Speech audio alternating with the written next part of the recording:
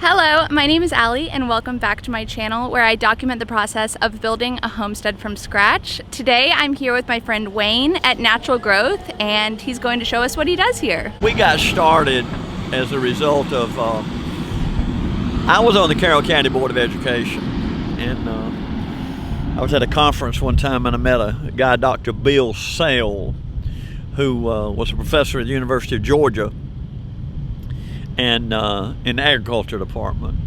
And he started talking to me about taking wood fiber and mixing it to and other ingredients. In other words, he started talking to me about composting, mainly chicken litter at the time. So we started doing that, but then what happened, fuel prices just went out, just got unbearable, and people started using the chicken litter on their farms and planting and crops and things like this. So what we did, I was at a conference and the horticulturalist at Zoo Atlanta, Danielle Green, talked to me about taking their exotic animal waste, elephant manure, and turning it into compost. So what we did, we started doing that, and so that's how we got started. In the Atlanta Journal-Constitution came out, and they did a program, they did an article on what we were doing in conjunction with the zoo, and it just caught on. But I never realized at the time, in utilizing that product, the effectiveness of it, because the elephant compost has been tested at various locations, and it is really, according to the University of Kentucky, when they tested, they said it's the best they've ever tested. Wow. It said it was actually better than Miracle-Gro. So then they started adding other exotic animals to it, like giraffes and the zebras and those kinds of things. And then in the process, this is back in 2002, and so we were approved by the county.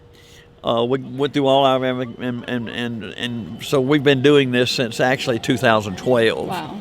And so what we started doing is then we figured out how we could bring chicken litter in and compost it. According to the EPD and other agencies, we're the only composting company, whatever they know in the state of Georgia, could be the Southeast, who knows how to compost chicken litter.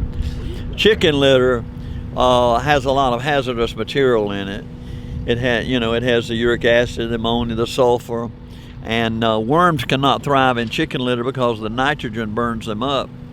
So we've come up with a formula where we can take and we neutralize or get rid of all the ammonia, all the hazardous material. Worms will actually gravitate to it and thrive in it, and plus the thing we do is the chicken litter doesn't have any odor to it, which is phenomenal. Mm-hmm. So we've started mixing that in with our compost. We also get a lot of the horse manure from the Atlanta Mounted Police, and we have that, and we make compost out of that.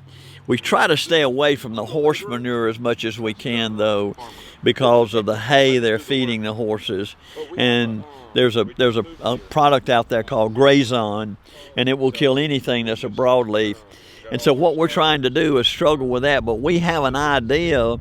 We're going through the process right now of getting permitted through the state, and we've been approved by the county, everything. But anyway, we have a potential product that once we get this approval, then we can actually take that product and use it to get rid of all the Grazon and things like that. It'll neutralize it. Okay. Yeah, neutralize it. So we're excited about it. It's just it's the emphasis that we place on is self-sustainable food, and of course our product, when it goes through the composting, it takes 90 days composting, and sometimes the temperature gets up to 160, 170, 180 degrees. There is a point, though, that it gets down to, and that indicates to us it's time to turn it and get the heat back up, which is a result of spontaneous combustion, and that's what the heat is, and that's what's cooking all the inorganic materials out of it. we're really excited about this, and especially during the newly administration, where they're really emphasizing healthy food, and they found out through the efforts of Bobby Kennedy that so much of food that we are eating today is actually contaminated. And so we really feel like we're in a great position to move forward with that, and especially in helping people grow self-sustainable food. Food costs us so high that people, it's getting to where people can't afford to buy it. For an example, I went into a restaurant the other day. I had to go have some x-rays done. I went into a restaurant, and I went in to sit down, and I was going to order something, and I looked down, and the minimum price on it was $21. And I just told the waitress, the lady that was helping me, I said, I sure do appreciate it, but I left because I don't want to. I can't fathom in my mind of spending $21 on. But it was a steak, but still it doesn't matter whether it's a steak or what it is. Right. The minimum price was $21. So we've got to do something to get our food costs down. And of course, so much of our costs are related to fuel costs. And people don't understand these trucks running up and down the road, delivering all this produce and things to grocery chains and grocery stores. They're spending, they get about, they get about 4 miles to the gallon on food. So if they're spending, say, $6, that means that every mile they run that truck, they're spending $1.50. So it's becoming cost prohibitive. So I think we're really moving in the right direction now, in the right direction, especially due to the fact that we have found out we're becoming more knowledgeable and aware of the waste that's going on with taxpayers' money. A pile of chicken manure yes, over that's here? chicken right there. And the reason we have it separated, some of the best compost we've ever made, is what we're doing here with the exotic animal waste. And then we mix the chicken in it. The only additive that the chicken contributes to it is the nitrogen. Now this nitrogen is fine, but this just adds a little bit more to it. Sometimes people want just the straight exotic animal or straight chicken, and that's why we have it separated. Okay. Yeah, the nitrogen is good for, you get growth. The nitrogen, well, a lot of things contribute to growth, but the nitrogen gives you this quick growth, and that's why so many people spread chicken litter on their pastures, because the only benefit they're getting from it, positive, is the nitrogen, which causes a quick growth. But it's the other stuff that they're putting in there, which create like E. coli running in the streams and things like that. And I know in Alabama now, if you spread chicken litter on your pasture, you have to have a soil analysis that you can only put so much. Georgia has such a tremendous poultry lobby that it's difficult to. Right. But it's coming. It's coming. Yeah. But the key to the whole thing is being able to grow and teach people how to grow self-sustainable food. And then what we're trying to do is get a program growing. Not only can they learn how to grow it, but then they can learn how to preserve it. I can remember my grandparents living on a farm, and they used to can and all this kind of stuff. Well, that's kind of a dying thing now, but hopefully we're getting back to it, because people are going to have to do something, because they can't afford food costs. Right. And the quality of food. And the quality, that's the very important thing. I used to think it was more cost, but now, Kelly, I'm getting to the point that I think it could be just as much the quality and some of the contaminants that go in food, the preservatives that go in food, like cereals and things like this. And I'm glad to see the Trump administration emphasizing that particular area, because to my knowledge, and I've been around this a long time, but to my knowledge, I don't ever remember an administration emphasizing food, quality food, non-contaminated food, getting preservatives out of food. I was fortunate as a child. I worked for a veterinarian over in Fairburn, Georgia, which I'm originally from. And that's the first time I ever heard anything about composting. But even back then, which has been years and years ago, he emphasized that they take all the food waste and everything and compost it. So I had some, contact and developed a knowledge about compost back when I was 8 and 9 years old, but not to the extent that I have now.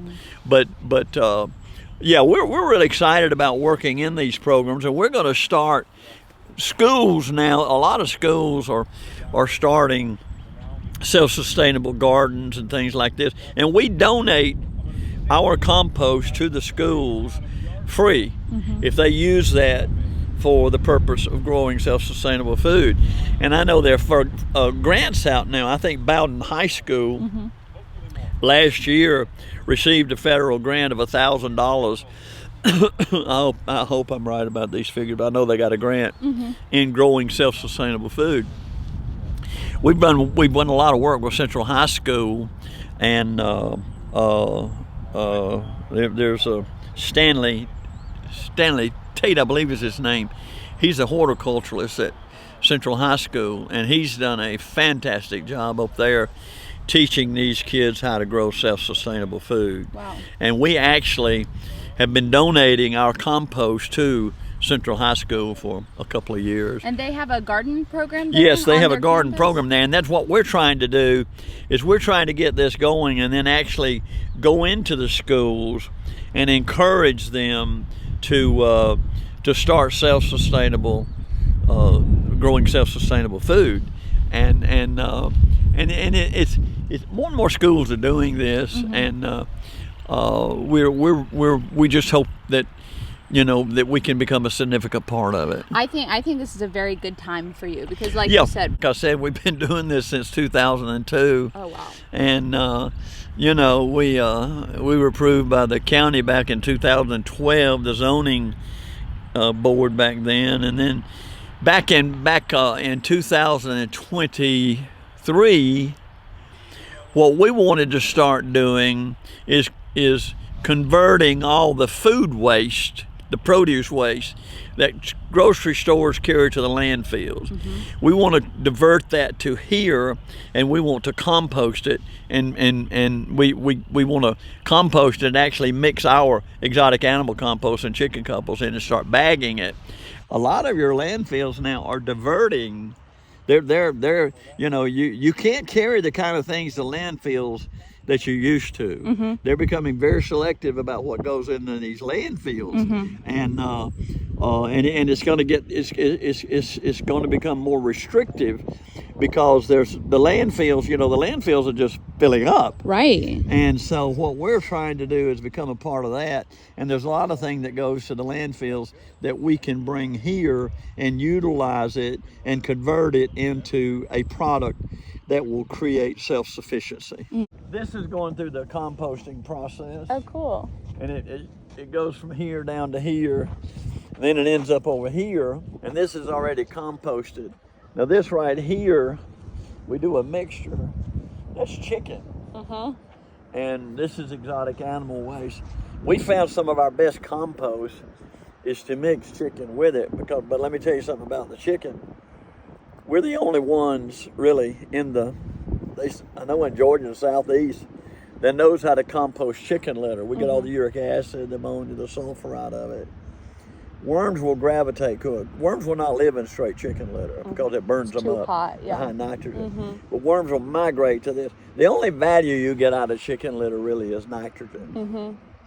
And this has got ample nitrogen in it, but that just adds to it. And we've had it tested in California, other places, but we had this tested at the University of Kentucky, and they said it's the best they've ever tested. Wow. I'm excited to Said grow it's in better this. than Miracle Grow. Wow, That's what okay. they said. Now that's what they said. And it's natural. It's good. Oh Lord, there's yeah. good stuff in see, it. well, let me tell you what makes it natural, Allie. It comes in like this, and what we do is carry it through a 90-day composting, and when it gets down to a certain temperature, we know to turn it. We're not concerned about the temperature, the high temperature, because what it's doing, it's cooking it out of it through spontaneous combustion. Wow. But what I'm trying to say is that that's why it's we get all the inorganic materials out of it, hazardous, anything like that. Right. So, and that's why this is 100% organic. And now, especially, we've got an ad coming out supposed to be in the paper where we're going to start donating this to schools that have agriculture programs, because people have got to become more concerned about self-sustainable food. And the thing that's really been an impetus for us is when they started talking about pointing Bobby Kennedy to this and see. So basically what they're doing is it's just like this wasted federal government money. Basically what they're doing is they're talking about how contaminated foods are. You're not going to have to worry about that with this. And the way we mix it is we have this machine right here. It's called a turner. We have another machine over there, it's a turner, bigger turner, but this is a turner, and we carry that down through the windrows and we turn it, and trying to keep that heat up in it. And there's a certain point when we know that it's ready is when we can't get the heat up any higher. Oh, wow. And that takes 90 days, at least 90 days. And then do you do any like sifting the compost to get out big chunks, or is it pretty refined after? We're trying to, you're talking about screening. Yeah. We're trying to get to point, we need to screen it, and we're trying to get to the point where we can get a screener in, but it's just so many things have been happening, and we've been inundated with so many things. And we're actively pursuing a screener, and Bell Enterprises, which is they've actually talked to us about building a screener for us. Oh, wow. Okay. Because some of these screeners, they're cost prohibitive. Wow. And that's the only way we can keep our costs down. Right. But now you take this compost, say it's $50 a yard, and say there's 800 pounds in a yard. Well, if you take 800 pounds of compost, then actually 2 yards is 1,600 pounds, and in 1,600 pounds, you've actually only got $100 in it. You go out and buy commercial fertilizer or something like that for $1,600, you can't buy it. You can't buy it that cheap. Right. Probably a ton of commercial fertilizer will cost you close to $300. Wow. And that but price this is the thing about it. We have leached the soil over the years and years and years. We've taken from the soil. Now that's why we call this a soil enhancer builder. It takes 700 years to replenish 2 inches of topsoil. Now I'm not going to tell you this does what it takes 700 years to do, but Carroll County at one time was the largest cotton producing county in the state of Georgia. And it was every year they planted cotton. And there was no rotation there. And they were taken out from the soil instead of putting back in. That's another thing, is that most of the dirt, or I guess you say, is clay. And so you can actually dig down into clay maybe 2 or 3 inches. It's topsoil, and you hit clay. Right. Where I've been in Europe and other places like that, I remember I was riding a train I was going from Budapest over to Vienna, and I was trying to stay awake because of the time. And I looked out, and it was amazing to me that the soil over there, the topsoil, was just as black can be, and it was sometimes like 2-3 feet. Wow. Yeah. Gosh, that's amazing. But see, they haven't just been taking from the soil over there. They've been and that's building. what we're trying to do. That's the unique thing about this product, is we're trying to build the soil back up. Yeah.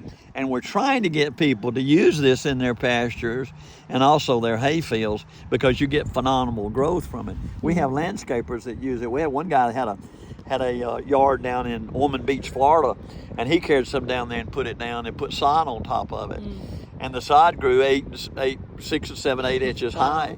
And the only thing about it was, he had a guy that cut his grass, and the guy went in to cut the grass too short, and it burned it up. Oh, okay. But yeah, this has it's a wonderful product, and we're really excited about it. And we just thank the good Lord that we've had an opportunity to participate in it.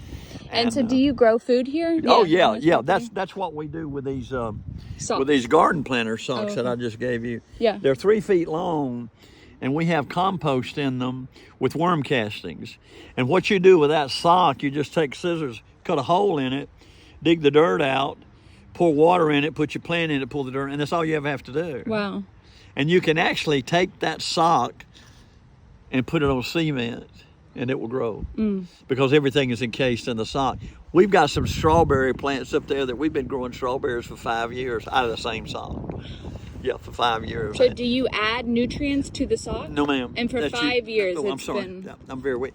But like in California, they're using our socks to grow strawberries, and they've had anywhere from a 30 to 40% increase in production from one year to the next. It's just a matter of people, becoming more conscious, and we've been trying to do this for years and years, but now that the government is getting so involved in this and making people so much aware of food, and when you have a child like you have there that's a year old, then your number one concern is making sure that child has proper nutrition. And so what we're doing is that's being emphasized, and it's going to catch on. It's not only going to be emphasized. Hopefully, we're setting a precedent, but I think you're going to find that more and more and more people are becoming conscious and aware of this. And I feel like with something like this, you're making it accessible to people that don't have a big yard. Oh yeah, you can take these socks. I mean, what we've got people that are taking those socks, and they have raised beds, and they just put the socks in the raised bed, and they use that sock for 3 and 4 years. Whereas a lot of people have raised beds and they put compost in it, they have to add to it every year. Now we work in conjunction with God's Farm up here toward Temple, and they're doing a wonderful job up there. And what we do is we donate our compost to them, and they had some beds up there. And so what we did was we just carried socks up there and put in their beds instead of them putting compost in them. They're still using them. I don't get any repeat business. But it was good. Oh, so I see you have the sock. Here my strawberries coming back. Uh-huh. And these are the socks that have been here for 5 years. But anyway, you can see over there's a sock. Uh-huh, and here too, with peppers? And now here's what we used this past year. And we grew cabbage and peppers and everything else in it. And what we'll do is just pull these out and replant it. And then this is, y'all have to be careful on back so it's catching on. So how did you come up with this idea? These socks, how did you come up with the idea to bag it like that and plant in that? Well, I'm also in the erosion control business. Okay. And we use these for erosion control instead of silt fence. And I'd like to take credit for it, but to be honest with you, I don't know how. Did I come up with that idea? I've never seen it before. I guess the erosion control, you bag well, the erosion, sand see, and that's stuff, the same that's concept. material you use for the erosion control. Right. But I don't know how I came up with the idea of putting the compost in it. I don't know. I'd like to, when you ask me a question, I want to be honest and truthful about it. But I don't know of anybody else doing that. I've never seen this. It's a great idea. And the beautiful part about it is, I'm serious, y'all, you can put them on this, as you see, you can put them on this. And, yeah, doesn't need nothing as else. a matter of fact, if you put them on a surface like this, you don't have to be as concerned about the weeds. Right. That's very cool. Thank you guys so much for watching another video. I will link Wayne's information below and you can reach out and check out his stuff. Bye.